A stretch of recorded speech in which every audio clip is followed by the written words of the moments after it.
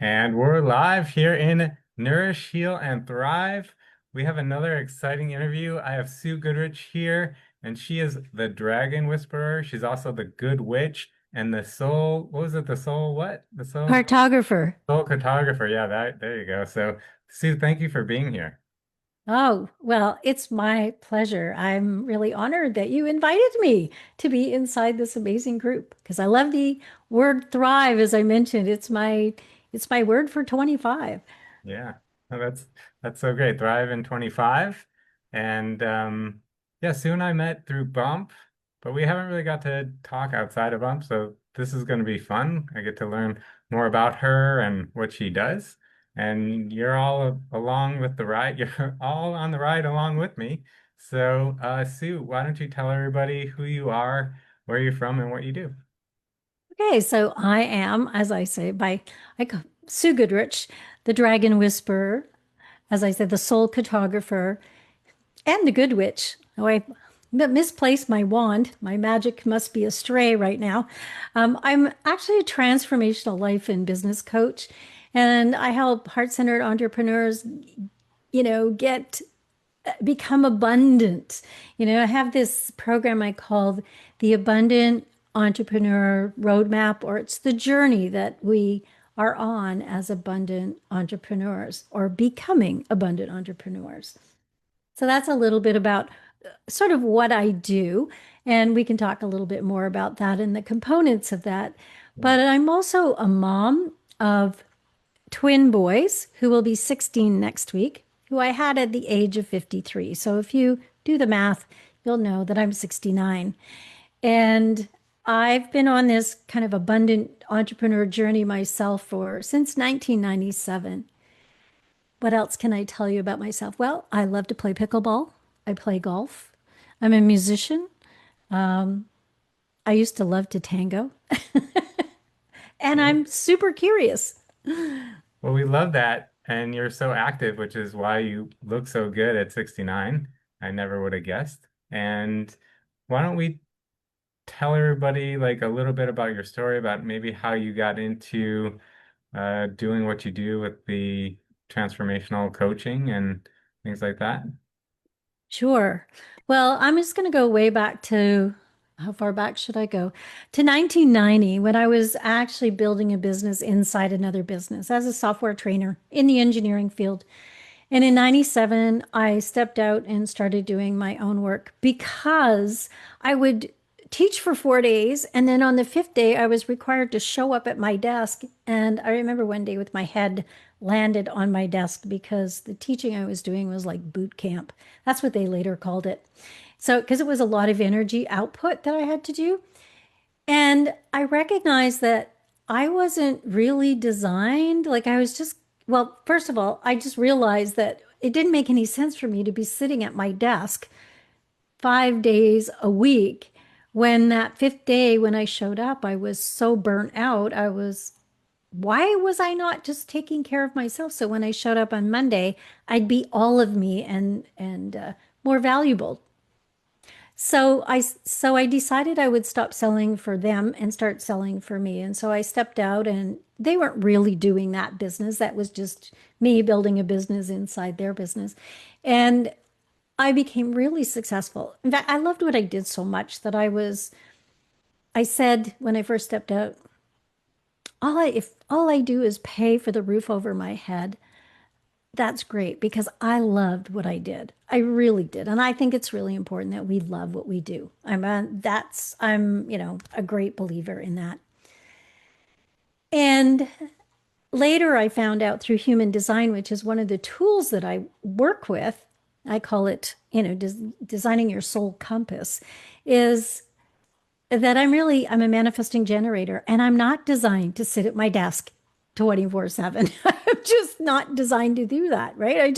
Like yesterday at 3 o'clock, I went out and played pickleball. And the day before, I was on the court at 9 a.m. because I love to do that, or on the golf course, right? So I created that flexibility. And that's why I became an entrepreneur in the first place. And I'm also kind of a designer. I studied architectural drafting and I wanted to do historical restoration. And so in my 40s, I bought an old Victorian house and I renovated it. And I was still as an entrepreneur. So every time I would make an extra big chunk of money, I'd do another major reno. And so, but by the time I was 52, I was pretty much done my renos. I was doing fabulous in my business. But it was 2009. No, 2008, I should say. And that was when I had this call. Somebody called me and said, You've all, do you know that you can still be a mom? We have some friends who just adopted. And I thought, oh, well, man, nobody ever said I could be a mom. And so I started on that journey to become a mom. And by the time I was 53, I gave birth to not one, but two very happy, healthy, handsome twin boys, who I mentioned will be 16 next week, actually. And so what happened after that, because as many people who may know, if you're a parent, you may know that it takes a lot of energy, right, to become a parent. And we're kind of trained to look after everybody else's needs. Certainly as women, we are. And so I had lived on my own for 13 years. So I had these children on my own. Now I had nannies in the beginning, so that was really helpful. But by the time they were 19 months old, I had lost all my care. Like my nanny had gone on maternity leave, and the new girl that I hired, she wasn't really working out.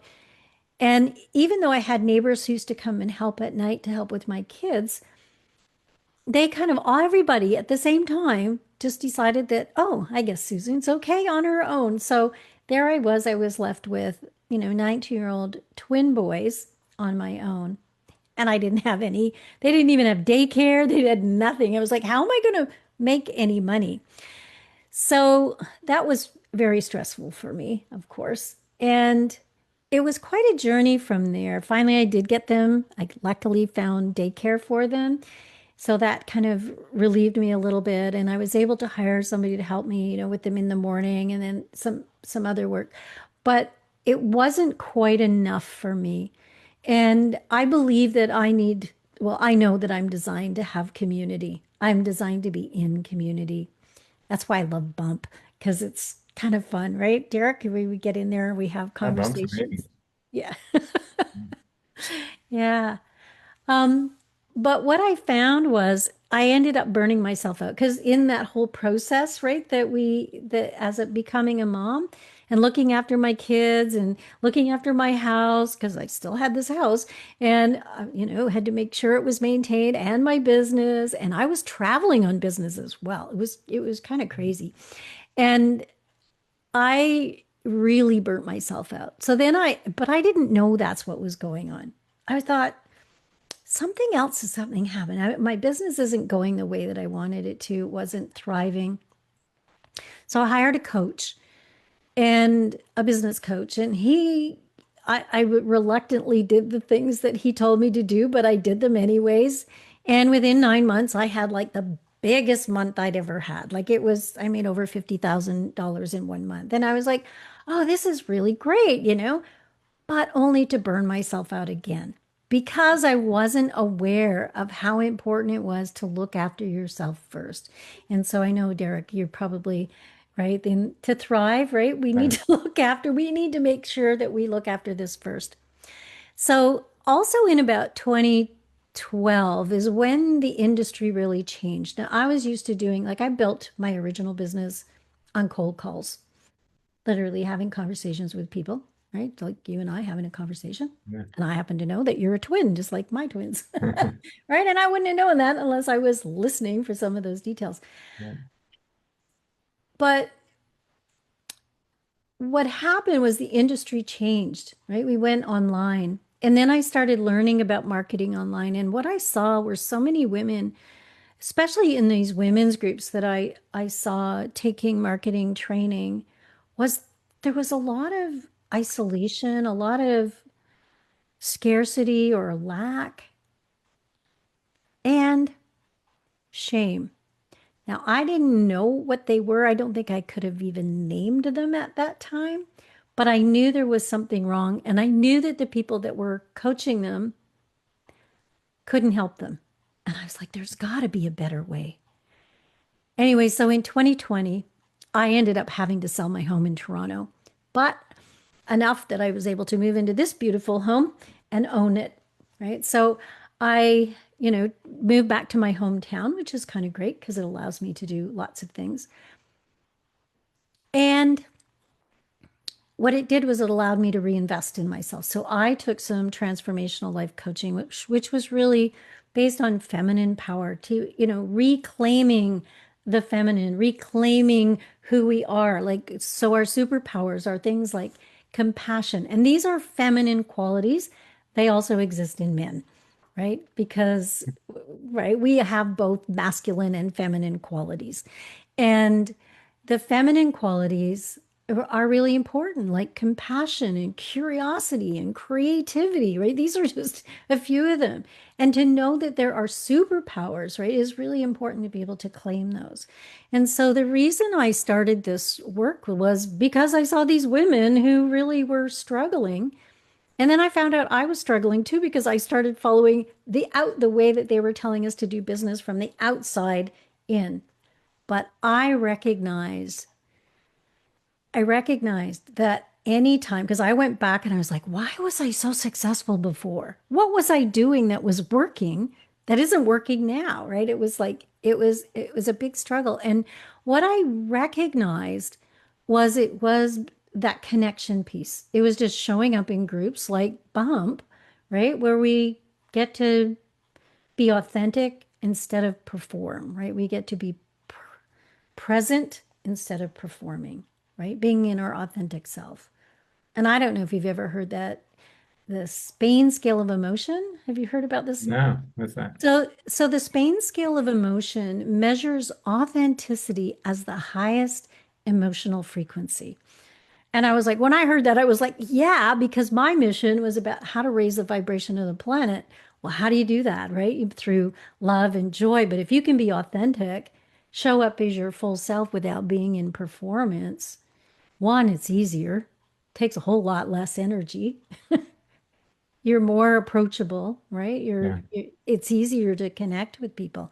So that's what I help people do is become really more authentic in their business, right? And in their life. And what I know that in the model that I work with, which I call a map, that's why I call myself the cartographer. And of course, I worked with maps since I was 19. So I know a lot about mapping, design work. Is that the foundation of our business is us. And if we don't look after this, the rest of it is just going to fall apart. So I really believe that it's important to look after this. And so I have a map assessment that I do, and it addresses our foundation, like literally, right? If we don't have our health, like our mental, emotional, or our physical health, right? How does spirit move through us? right. How do we know, like, and then the other part is like knowing ourselves. And that's where I use human design to help people really get to know who they are, because there's a whole bunch of parts of ourselves that are quite unconscious. Actually, we're about 95% unconscious, but we're even born that way. We're designed with gifts that are unconscious, and it's our journey to uncover those, right? And then our relationship. Is that part of the human design? Explain a little bit more about that. So human design is pretty wild. So it's based on astrology, gene keys, the Kabbalah, some Hindu beliefs as well. And it's only about 100 years old. A guy by the name of Ra, I can't remember his whole name, but he divinely downloaded this. And it was funny because just before I started to learn about human design in the depth that I did, I had divinely downloaded the 8 P's to purpose. But when I first had my human design chart read, I was told that my soul purpose is to help other people find their soul purpose. So that's where the soul cartographer comes from. Mm. But human design actually helps us identify what our greatest gifts are. It also helps us identify what our greatest challenges are. And our greatest challenges, to be honest, are really the gifts because when we go through the challenge, assuming we're learning as we go through the challenge, those are the things that we're meant to lead other people through, Mhm. right? It even shows us how we're meant to sell, how we're meant to receive. So I have this thing called the Prosperity Codes Soul Compass, the sessions that you can purchase, and they allow you to uncover how you're designed to sell, how you're designed to receive, what you're designed to offer, and what you're designed to market.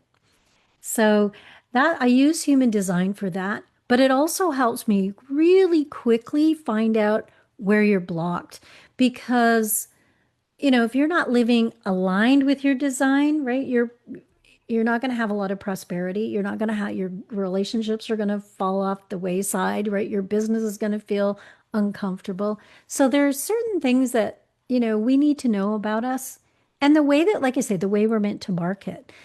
Some of us are meant to actually speak, right? I happen to have a channel of what I call a channel. It's part of our human design. There are actually 32 of them. And one of the channels I have is the prodigal channel, which means typically I listen deeply. I'm not listening right now, I'm just talking, but I'm also storytelling. And that's the other piece is to take the things that I've learned from other people's stories as well and integrate those and then retell them. And so I also know that most of the people that I feel like are, as somebody coined, a refrigerator friend, someone who feels, that, can help themselves through your refrigerator, that feels comfortable, you feel comfortable, confident in their space. They often have a channel or a certain set of gifts that are the same as yours. And it's how we get to see and recognize other people because we all need to be seen, heard, and understood, right? We all need that. We really do, believe that or not. I remember the first time looking at the needs list and I was like, really? I'm allowed to have that? That's part of what we're supposed to have as our God-given right. I was like, I didn't know that, right? That whole piece of feeling safe and connected. I didn't know that because I never felt that way, growing up. And it's no fault of my family. They just don't have that channel. So they just don't go as deep as I do. So, when I recognize that, that's the other thing I love about human design is when we recognize that we're all designed differently, then we can have a little more compassion and acceptance, or it's kind of more inclusive. Yeah. So, yeah. I love how it all comes together too, because you were talking about how we need to put ourselves first, and human design kind of forces you, right, to figure out more about you first, and then you can help others. Yeah, well, I've been on this self-development journey for over 30 years. And, it was in my late 30s when I discovered Carl Jung's work. And I went to a Jungian analyst, and I've done vision questing with Jungian analysts, and medicine will work with the archetypes and Jungian analysts, and then, more work. And the dragon whisperer, it really comes from literally it was just at Easter, I birthed a whole litter of dragons. And what I recognize is that each of these dragons show up as we start to expand or as we start to grow, especially in our business. And how do I know? Because I experience them all and I see them showing up in other people. They're patterns, really. They're like archetypes, which are really just patterns of behaviors, right? And beliefs. And so I have this little dragon quiz that people can do. Just it's pretty quick. You can probably do it in under 2 minutes. Some people take longer, depending on, they get stuck on a question, but it's just literally a push button thing. And it'll tell you a little bit about your dragon or a series of dragons. And then from there, you can download the Dragon Whispers Field Guide so you can recognize when your dragons show up. And yeah, yeah. Yeah, And I'll so be doing master classes on that as well. So that's great. We'll have you put your links in the comments here so people can take your quiz and learn more about you. Sue, we talked a lot. Is there anything that maybe you didn't get to talk about that we you want to make sure we share? Well, I think the other two, you and I were talking about the health piece, right? Yeah. Like we were talking about. So human design can even tell you a little bit about, how you're supposed to eat, like and how we digest our food, even what you're supposed to eat, what your body is really designed for. So when I learned that, I was like, because like I said, I have twin boys and trying to feed them, and it's always been a struggle to kind of get us to all to come together and sit and eat. And I discovered that my I'm meant to eat in the kitchen or on the go and where it's a buzzing environment. So you'll find me eating in the car. Probably most people think that's unhealthy, but that's normal for me. Hmm. Standing over the kitchen sink, eating, right? My kids, they're caves. They need to be in dark caves. And so they often disappear downstairs to eat their food. And it's like, at first I thought, oh, this isn't how it's supposed to be. This is because it's that whole piece around conditioning, right? So we're really all about, it's really about unconditioning, really understanding who we really are designed as, Hmm. and then uncondition ourselves because, that's what we were taught. We were supposed to be all of these things and we're not. We're not. Yeah. Yeah. I'm curious, since you have twin boys and are their human designs the same or are Yeah. they different? No, they're the same. Well, they're only 2 minutes apart. So I Okay. suppose if they were further apart, they might be usually around within about half a day or so. What I see is that it's pretty consistent. And even if it's just the same day in the same geographic location, the things that usually only change are things like our environment, right? Like how we're supposed to eat, that kind of thing. But yeah, they're the same. And what also because they're 16 and so they're or almost 16 and they're trying to figure out what are they going to do for the rest of their lives. And well, like me, they have a 6 in their profile. And so if you have a 6 in your profile, it means you have 3 phases of life. And the first one, the first 30 years is just to experiment. Like some people come right out of the gate and they know exactly what from the age of 3, they already know what they're going to do for the rest of their lives. And that's what they do. But some of us are designed to experiment. I'm one of those. My kids are too. And it was a lot easier when I did their human design to help them and help me understand how to guide them, oh, just go and experiment with these things instead of like, oh, I got to sign up for this course and I got to do this particular thing. So and then the second phase is really about observation. And that's what I did. I, spent that second phase of my life. And the third phase is really role model. And so I'm in the role model phase. And so I'm hoping I'm role modeling. I check every day to make sure, am I aligned with my design, right? Am I living my life the way that I'm meant to, right?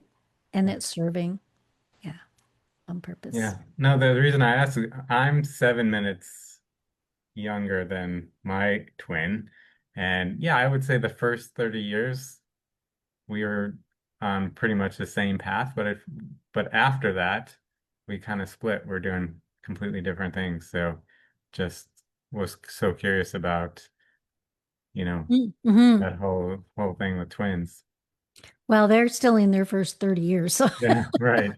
Right. who knows what will happen? I mean, one is very much a brain, and the other one is a brawn. And the brawn actually knows how to work and apply himself. And the brain, well, everything comes so easy to him that he doesn't work, but he will have to at some point in I his see. life, right? Yeah. Yeah. One has great work ethic, the other one, not so much. So they are different that way. But Okay. they're, yeah. Mhm. Interesting. Well, Sue, this has been great. Thank you so much for doing it. We'll have you share your links in the comments. So if you're watching and you resonate with Sue and you want to connect with her, if you want to know more about the Dragon Whisperer and take the Dragon Quiz, or if you want to know more about the Good Witch or mapping your soul with her soul cartography, then check her out. Check out her links. Sue, is there anything you want to leave everyone with? What piece of wisdom would I like to share today? See if I can download something that'll come. Okay. Um, well, oh yeah, what I learned this morning or remembered this morning was abundance is really something that we already know. It's a state that we exist in, and it's about remembering what it feels like in order to make our lives feel more abundant, how we live in abundance. Yeah. Yeah, just remember, that you already know what abundance feels like. I love that. Thank you. And it's not just abundance in wealth, it's also in health and your relationships and everything. And we're all here to thrive in 2025. And thank you, Sue. Thank you, everybody, for watching. Again, if you want to connect with Sue, she's going to put her links in the comments. And if you like what we're doing here in Nourish, Heal, and Thrive, and you want to share your gift, if you need a place, like Sue said, to feel seen and feel heard, we're going to provide that safe space for you. So comment interview and we'll allow you to share your gifts or even if you're struggling, give you the support you need. So thanks everyone, and we'll see you next time. Thank you, Derek. Yeah. Bye, everyone.